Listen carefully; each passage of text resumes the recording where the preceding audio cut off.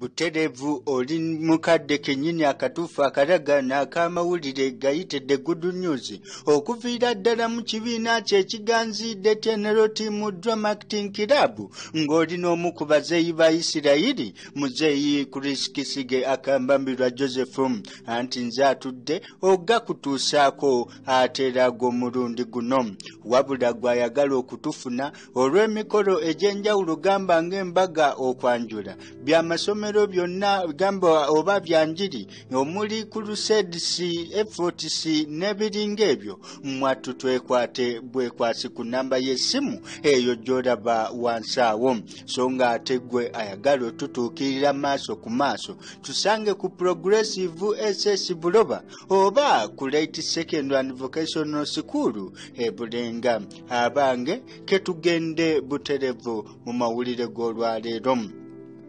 Ayagadde okusomosa emmotoka omuganga eryato gye muwonyidde.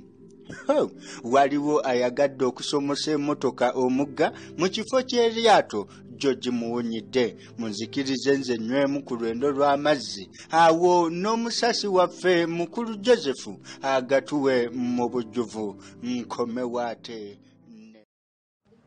Kino kyaddiridde oluvannyuma lw'amataba okugwa mu kitundu ekimu ng'era essuubi lye basigaza liririmu lya lyato wabula ate famire emu ye yavuddeyo negamba nti affe tulina emmotoka ennungi ey'amaanyi 4-wheel driver gye tujja okozesa okusala bagenze ne batuuka mu masekkati mwattu nga bibasobedde baagala okgenda okivaamu nga tekikyasoboka okukakkana ng'emmotoka eguddeyo mu luwonko era mpaawo n'omweyawonye bonna baafudde olw'amalala n'obutali bugumiikiriza. Kya mukisa era kiŋŋwanira okutegeeza obubaka obwebuziba mu kino nti ekifo awaabadde ebintu bino y'ensi gye tulimu amataba bye bizibu bye tusanga emmotoka bye tusuubirizaamu okutuwanguzisa mu bizibu ebyo nga n'eryato eririndibwa ye Mukama waffe Yesu Kristo so nga ate emitala eri bwe bwakabaka bwa Katonda kati nno kitugwanidde okugumiikiriza n'okulinda Mukama waffe Yesu Kristo era yeyeka asobola okututuusa mu bwakabaka bw'okwesiima.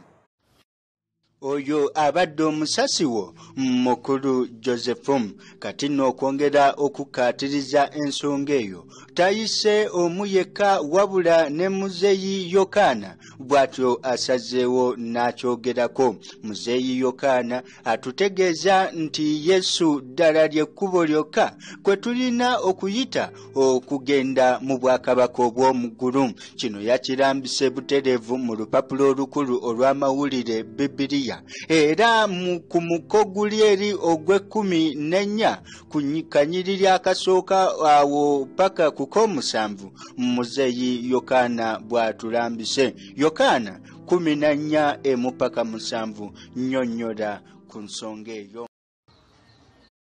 Yesu n'agamba nti omutima gwammwe tegweraliikiriranga mukkirize Katonda era nange munzikirize. Mu nnyumba ya Kitange mulimu ebifo bingi era ngenda okubategekera ekifo.